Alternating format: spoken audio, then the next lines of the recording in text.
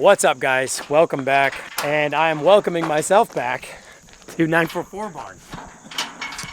So we're finally doing it. You saw a couple episodes ago that we kind of put together the formula for how to bolt late model coilovers into an early 944. So we're going to do a full rear end swap in Kayla's 944 in anticipation for using this more this fall. So I decided to come back and just do it here at Elliot's because Elliot was willing to help get it done. Yeah, rare exception. Elliot doesn't work on other people's cars. No. So we're putting that out there right now. Basically, I wanted to trailer it back out here just because that old suspension in the back is just super tired. And so here we are with the OBS. We're gonna get this unloaded, going to consume coffee and breakfast. Elliot's not a coffee guy. All right, you're not a coffee guy. No, definitely not. So crazy. Well, I shouldn't say that because I was in my 30s before I started drinking it too, so. All right, we're off the trailer, we're in the shop. I haven't even gotten all the camera gear inside yet, and Elliot and Canyon already have it in the air and getting the wheels off.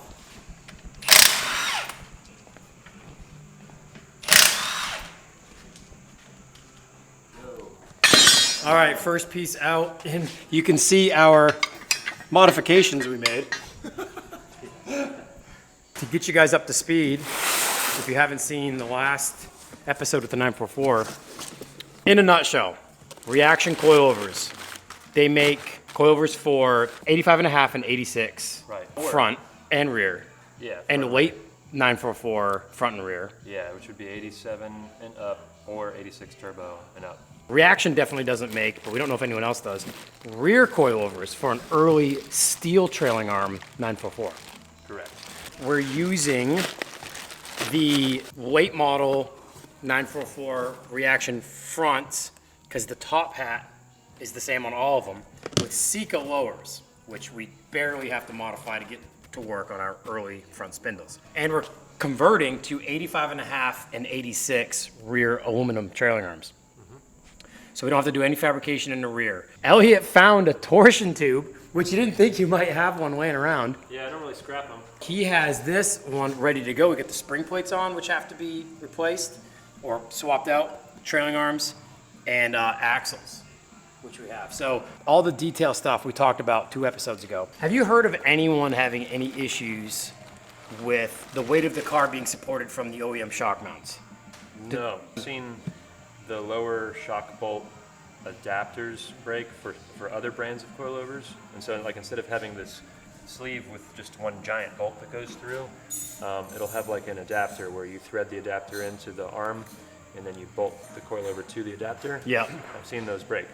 But there's never been any issues that I've ever seen with like the upper mount causing stress or cracking on the chassis. Yep. Never seen that. And I've never seen any other issues related to deleting the torsion bars. I get asked about that all the time. I'm sure, and, yep. I mean, there's people who have been rigorously tracking their cars or racing their cars for decades without torsion bars and no reinforcement on the chassis, and they never have any issues. So. Yep. All right, so Elliot's got the front strut assemblies out. We don't have much more to go. I've brought these threaded bodies all the way up to the perch. So this is as low as we can go with this setup without modifying stuff, you know, because we could cut these dropouts off and re-weld them up higher, which if for some reason this setup raises the car, then maybe I'll end up doing that. But for right now, we're gonna turn these perches down, leave them where they're at now, at their lowest setting, and just see where the car sits. Because these will settle. Brand new coilovers will settle. You put some miles on them, it'll settle down a little bit.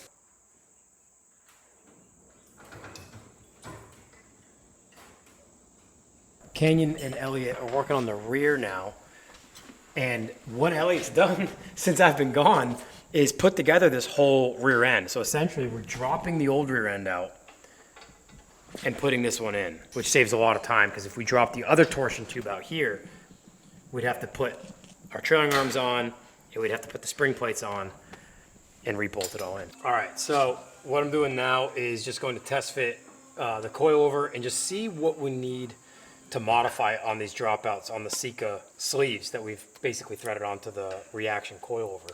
And it's almost a direct fit. And I think we have to grind a little bit of this outside fork dropout to clear the casting on the spindle. So right here we've got our top cam bolt through. And then down here, we're almost lined up perfectly. But you can see the outside of this dropout is sitting up against the lip of that casting. So we'll grind that down just a little bit, see if that hole lines up better. But that is basically bolt in. And the top is the same throughout every year, 944, so we don't have to worry about that.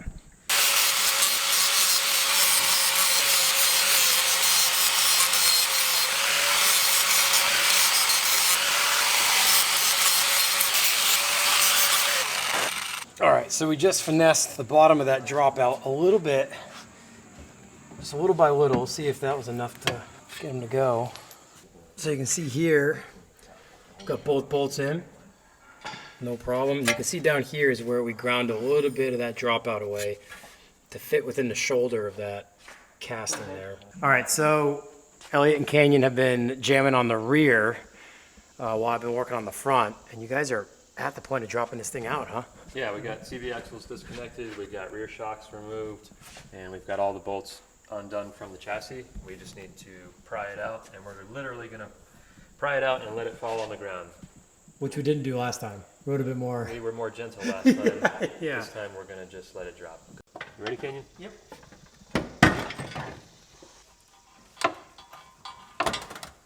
There it goes.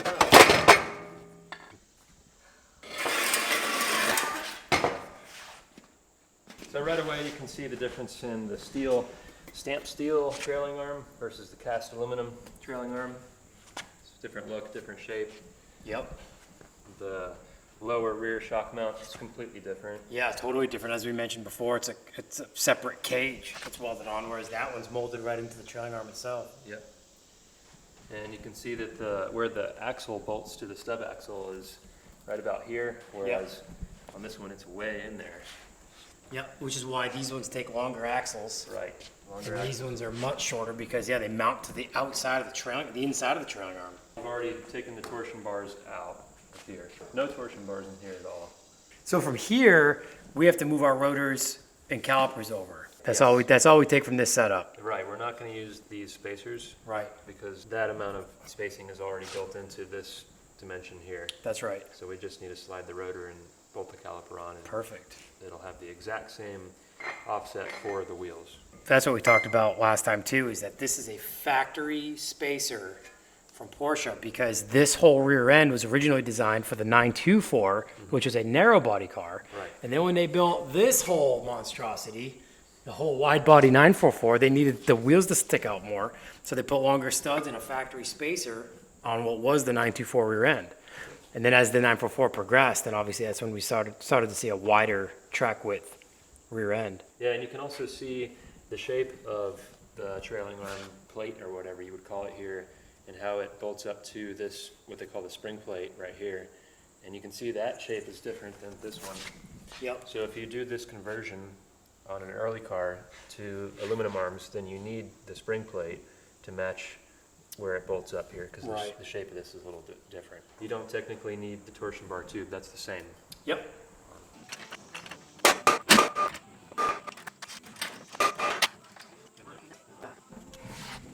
All right, so first front coilover is in, but I hear Elliot talking about something that might not work.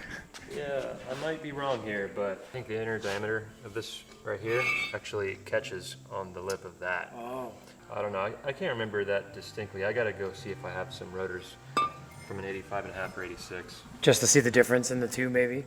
Yeah, and if I got two, we'll just use them. Yeah. Did you find some? Yeah, let's see. Now that hole is way larger. Yeah, so yeah, in my head I was thinking the rotor slid over this first diameter, but it's actually that The second outer- one. Yeah, the second one. Yep. Yeah, I mean, that's more than a mil. All right, well, that's one more piece of information we didn't know that we do now, is if you're doing an 85.5 to 86 rear end swap on an early 944, you need the rotors too. Yeah, rotors too. Caliper is definitely the same. I do know that.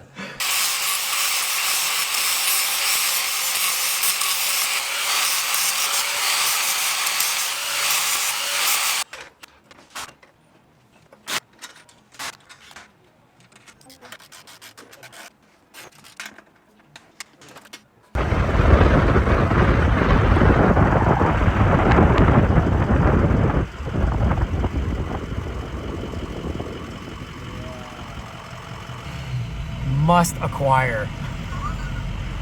Dude, I'm gonna save that phone number on that wall right there.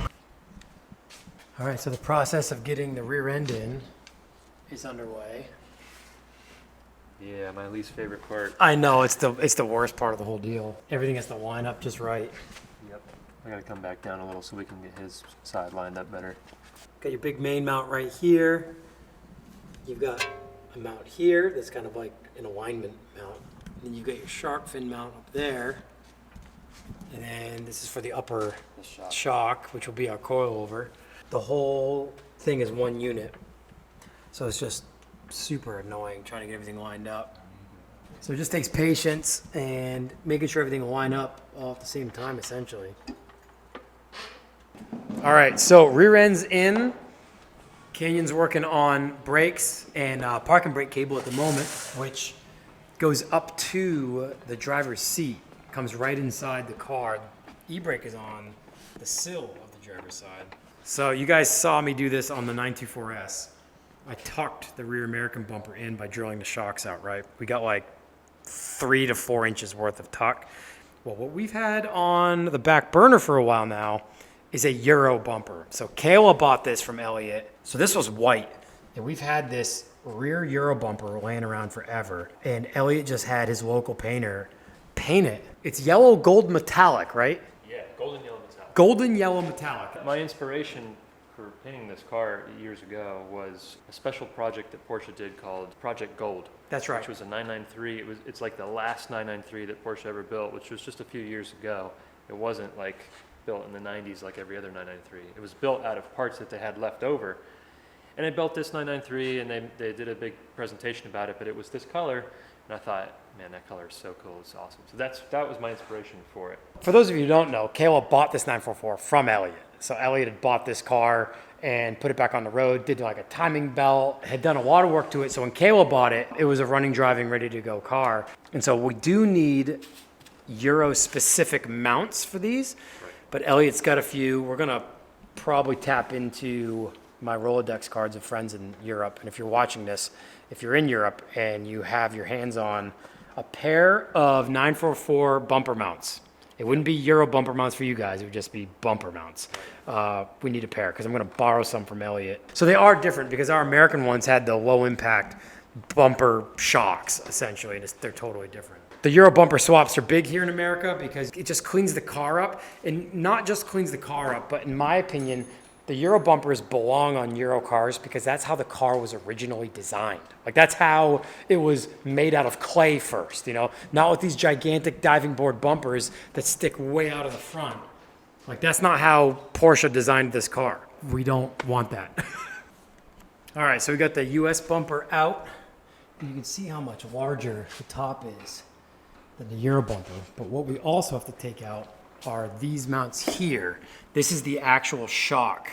It's actually got a shock in it, so if this thing were to get bumped, this would collapse. And normally, if you were going to keep your US bumper on the car, but you wanted to emulate more of a Euro bumper look, you take these 2 bolts out, you pull the actual shock mount itself out, drill a couple of holes in it, and then compress it to squeeze all the oil out, and then it stays compressed. And you just gotta make sure you do both sides the same amount of compression so the bumper doesn't stick out a little more on either side. And that's what I did on the 924S. That's what I've done in countless 80s BMWs and Mercedes because they all came with the low impact bumper shock mounts.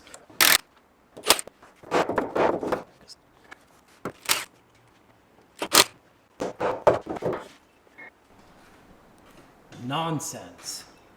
Yeah, trust me, if you still had it, I would have been like, hey, guess what? Look at what Elliot just walked down the stairs with. He's walking down the stairs with a Euro rear bumper with brackets in it. And I go, oh, another Euro bumper. And he goes, yeah, 924 Euro bumper. Yeah. That's red. Yeah. And I'm like, how long have you had this? And he goes, trust me, I did not have this when you had your red American 924S. So these here, where the bumper shocks literally go inside the car, right there. These mount right there. All right, Euro bumper brackets are on. can't believe they came off of a red 924S Euro bumper. Ain't that some stuff?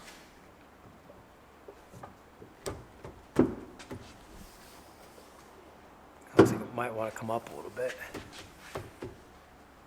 Man, So much better. it's almost crazy how much better. Yeah. And the one bump strip too, not like the two giant bumperette strips, like this right here. That's why we do it. It doesn't stick out to like here. One coilover in. I am so excited to drive this car on coilovers. And I mean, the turn down splines with cut springs, I mean, it's a rough ride. All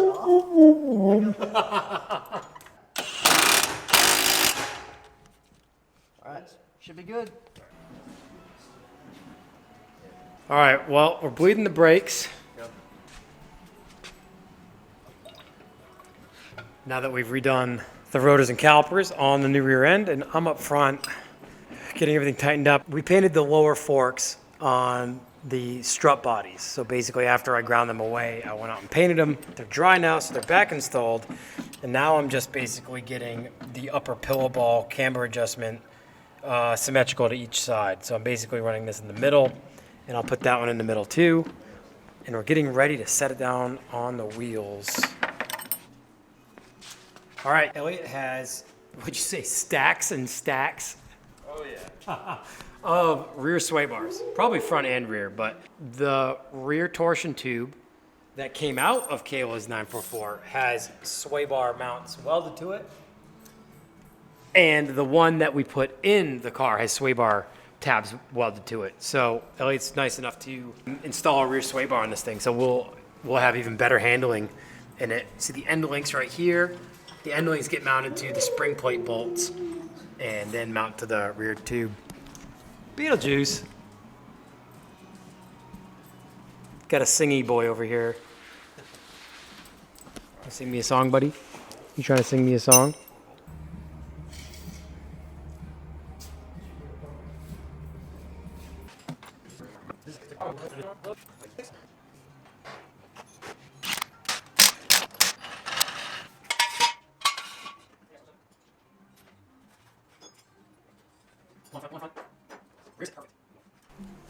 So although that like looks great, I mean, it might settle enough. Rear looks perfect, and we didn't even touch the adjustment yet. That will probably be great. The front, for us, not for all the viewers, but for Kayla and I, that's not quite as low as we'd like it. But as with any brand new coilover, they'll settle. And raising those dropouts up on that tube, will immediately lower it. Yeah. Knowing that we've got a whole bunch of height adjustment, we can go higher. I could bring those up like 2 inches or an inch, knowing that we've got plenty of upper adjustment to go. Right. We're about to roll it off the blocks and outside to see if this front will settle at all. And what we'll probably do is take it up and down the road to see if driving it will settle the front anymore. We'll dial in the camber because we don't know what that looks like yet. If the front won't settle for now with the way it's set up, we'll bring the rear up just a smidge. Dude, that Euro bumper looks amazing on the back. Makes all the difference. Yeah, it really does.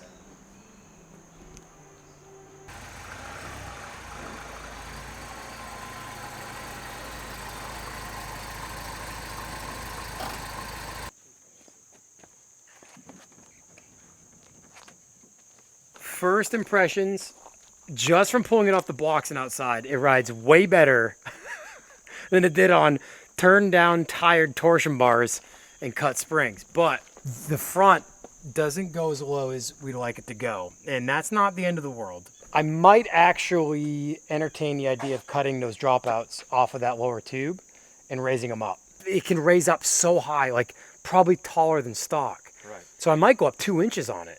Okay. You know, I haven't pulled a tape, so I don't know. Yeah, I was thinking if you only wanted to go like an inch, you could just throw some shorter springs, like an inch shorter spring height.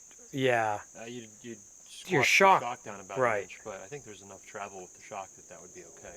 Yeah. You know. 2 inches might be more than we'd ever go. Right. But knowing that it's there is doable. Because if you had 17s on it, 17-inch wheels, and wanted to come down a little bit more, you might need that on 17s. Now, we're not trying to mass produce a modified kit. We're just trying to get it to fit on this car. So we might entertain that, and that way the rear stays where it's at, because the rear looks great. So the reaction coilovers come with dampening adjustment, which is amazing for $1,200-ish coilovers. Yep. Honestly, the front where it's at now, if we bring the rear up a little bit, that's probably perfecto for dirt Ozark Mountain roads. Probably don't want it to be too slammed for the Overcrest Rally. So for right now, we're going to take it up and down the street. I am overly optimistic that this thing's going to ride way better than it did before, because we're on real suspension now.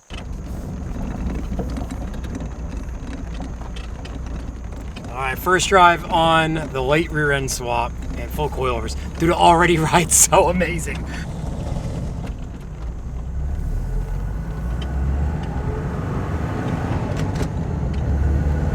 It's already amazing. Yeah, if we leave the front where it's at now, we'll raise the rear to just like make it like look better. But this, dude, it's amazing what like real suspension will do for a car, right? And everything feels tight, except for the hatch that's rattling like crazy. Common 944 things, when the glass separates from everything else. Oh, Kayla's gonna love this. Yeah, she's gonna love this. It's gonna be so much more responsive and not like dodgy feeling. Yeah, feels good to me. Elliot gets the seal of approval. It feels good. I like it. Especially for the low. The rear is like real low.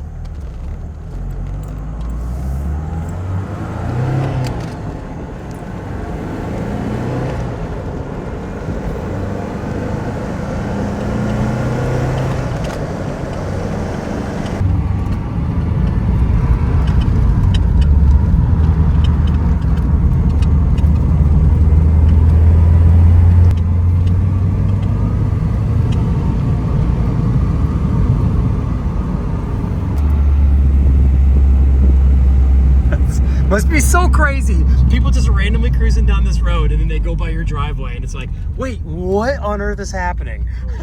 Every day. It's so nuts. Even though I'm in the middle of nowhere out here. Yeah.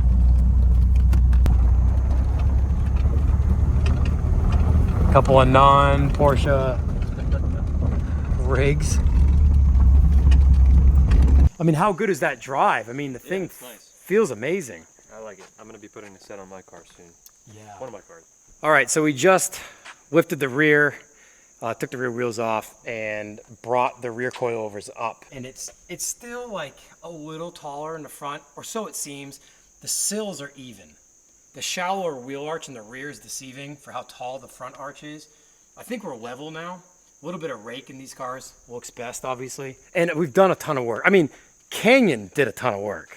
Right. I mean, Canyon killed it today. Yeah, you did. You did.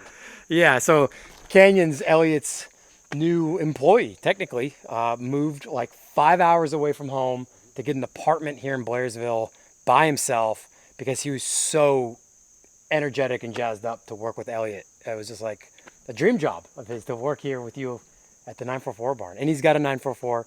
So really cool to work with him on this project. I can tell he's super young and tenacious about this stuff and an enthusiast through and through. So huge thanks to Canyon for all the help. Elliot, obviously, if you guys want to buy a 944 or plenty of parts, hit 944 Barn up. Hit Elliot up. I don't know, is Instagram usually the best way to get in touch with you? Yeah. 944 Barn on Instagram. He's got any part you could possibly think of. Oh, I'll leave you guys off with this. I may have bought my dream set of wheels today. Well, I've yet to give him the money, but it's about to happen. So, yeah, that's happening. Stay tuned for that. I forgot all about that until right now. Yeah, me too. All right, guys, so I'm back home. Had a chance to drive the 944 a few more times, and it's just a world of difference. Just had it on the lift and raised the rear even a little bit more, just to give it that better looking rake, just a smidge. So for now, this is where we're gonna drive it and break the suspension in. Huge thanks to Elliot and Canyon for all of the help. That's it for this episode. Thank you guys so much for all of your support. Remember to subscribe to the channel, hit the notification bell. We have a lot of stuff going on. We've got Corvair content coming up. We've got 1000 SP content, still working on the Auto Union. Thank you guys so much for watching. We'll see you in the next episode.